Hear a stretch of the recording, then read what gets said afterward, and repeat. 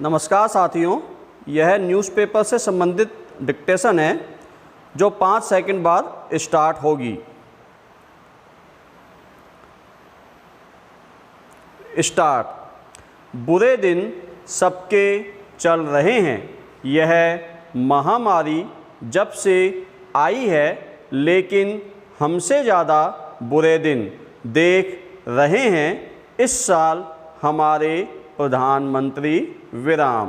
उनके दूसरे दौर का पहला वर्ष समाप्त होने को है और जश्न मनाने के लिए ढूंढने पर नहीं मिलती है एक भी चीज़। विराम। दूसरी बार प्रधानमंत्री बनने के बाद नरेंद्र मोदी के बुरे दिन शुरू हुए। अरुण जेटली के देहांत के साथ पिछले वर्ष अगस्त के महीने में विराम। उनके जाने के बाद मोदी सरकार का जैसे चेहरा ही बदल गया और सरकार की प्राथमिकताएं भी विराम। जहां प्राथमिकताएं थी भारत को एक आर्थिक महाशक्ति बनाने की, भारत को एक बार फिर जगत गुरु बनाने की, अचानक प्राथमिकताएं बन गई भारत को एक हिंदू राष्ट्र की दिशा में लेकर जाने की। विराम। पैरा। इस दिशा में ले जाना आसान वैसे भी नहीं है, लेकिन इसको और कठिन बनाया गृह मंत्री अमित शाह ने ऐसे भाषण देकर, जिनमें इशारा किया गया बार बार कि भारत के मुसलमानों को अब स्वीकार करना होगा कि उनकी जगह इस देश में हिंदुओं से कम होने वाली है। विराम। गृह मंत्री ने नागरिकता को हथियार बनाकर इस्तेमाल तब शुरू किया जब उन्होंने अवैध तरीके से आए बांग्लादेशी मुसलमानों के बारे में कहा कि दीमक की तरह फैल गए हैं भारत में और उनको चुन चुन कर निकाल दिया जाएगा।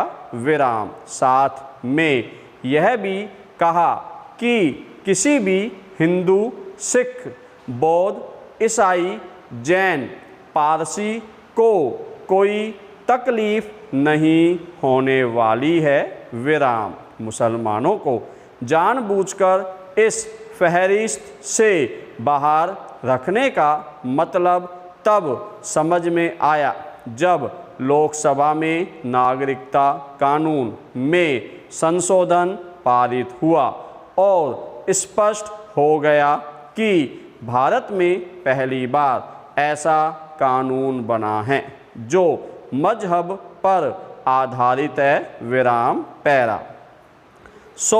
2019 के आखिरी दिनों में मुसलमान निकल कर आए सड़कों पर इस नए नागरिकता कानून का विरोध करने। विराम। तिरंगा लहराते निकले, हाथ में भारत का संविधान लिए और जब जामिया मिलिया में पुलिस ने घुसकर ज्यादती की, छात्रों के साथ विरोध प्रदर्शन होने लगे। अन्य विश्वविद्यालयों में और दिल्ली के शाहीन बाग में विरोध करने बैठ गई मुस्लिम महिलाएं। विराम।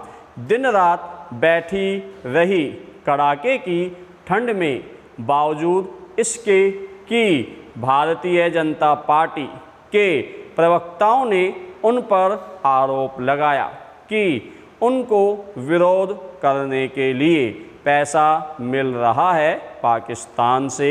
विराम। बैठी रही ये औरतें बावजूद इसके कि उनको गद्दार कहा गया और दिल्ली विधानसभा चुनावों में प्रचार करते समय देश के गृह मंत्री ने अपने एक भाषण में कहा कि ईवीएम का बटन दबाना चाहिए इतनी जोर से कि करंट शाहीन बाग में लगे विराम पैरा। दिल्ली का चुनाव बुरी तरह हार गई भाजपा विराम। नुकसान कम करने के लिए प्रधानमंत्री ने आश्वासन दिया कि भारतीय मुसलमानों को नागरिकता कानून में संशोधन लाने से कोई खतरा नहीं है विराम। यह भी कहा रामलीला मैदान में भाषण देते हुए कि NCR या नागरिकता रजिस्टर बनाने के लिए उनकी सरकार ने कोई कदम नहीं उठाया है और न उठाया जाएगा निकट भविष्य में विराम। तब तक बहुत देर हो चुकी थी और देश के आम मुसलमानों में खौफ और गुस्सा इतना फैल चुका था कि मोदी सरकार में उनका विश्वास समाप्त हो चुका था विराम। दिल्ली में माहौल इतना बिगड़ चुका था कि दंगे हुए। उसी दिन जब अमेरिका के राष्ट्रपति के लिए राष्ट्रपति भवन में भारत सरकार दावत दे रही थी विराम। डोनाल्ड ट्रंप के साथ जो अमेरिकी पत्रकार आए थे उन्होंने दंगों में ज़्यादा और ट्रंप के दौरे में कम रुचि दिखाई विराम पैरा। नतीजा यह कि मोदी बदनाम हुए दुनिया की नज़रों में विराम। जो छवि उन्होंने अपनी बनाकर रखी थी अपने पहले दौर में एक ताकतवर लेकिन उदारवादी राजनेता की, उस छवि के टुकड़े टुकड़े हो चुके थे। इस महामारी के आने से पहले ही विराम। ऊपर से अर्थव्यवस्था का हाल कमज़ोर हो चुका था विराम। जब किसी देश में अराजकता फैलती है निवेशक अक्सर दूर भागने की कोशिश करते हैं विराम। ऐसे माहौल में आई है यह महामारी और जब आई तो मोदी सरकार ने पूरे देश को 24 मार्च की रात को बंद कर दिया बिना यह सोचे कि शहरों में उस प्रवासी मजदूरों का क्या होगा जिनके रोजगार और आवास के साधन उनसे एक झटके में छीन लिए गए विराम। पहली तालाबंदी का आदेश देते समय मोदी ने कहा था कि 18 दिन में जैसे समाप्त हुआ था महाभारत का युद्ध उसी तरह इस महामारी से युद्ध में 21 दिन में विजय होगी विराम। जब 21 दिनों के बाद भी पूर्णबंदी रही तो अपने घरों तक निकलने लगे प्रवासी मजदूर, चाहे उनकी कई 100 किलोमीटर पैदल क्यों न जाना पड़े विराम पैरा। अब 2 महीने गुजर गए हैं और कुछ रेलगाड़ियां शुरू हो गई हैं उनको घर तक ले जाने के लिए। कुछ बसें भी शुरू कर दी गई हैं, लेकिन मोदी को निजी तौर पर बहुत नुकसान हो गया है विराम।